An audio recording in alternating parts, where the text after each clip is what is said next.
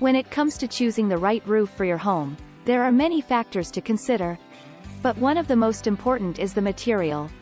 Metal roofs are a popular choice for many homeowners because they're durable and long-lasting. But not all metal roofs are created equal. Here's how to choose the right one for your home. First, consider the climate.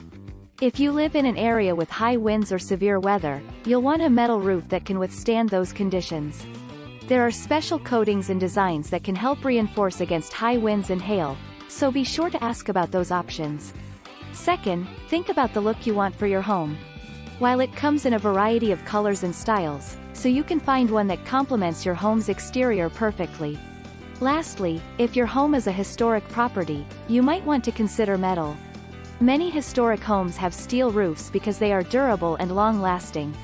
A metal roof is a wise investment for any homeowner. It will last longer than a conventional roof, and it will provide better protection against the elements. It is also environmentally friendly, as it can be recycled at the end of its life.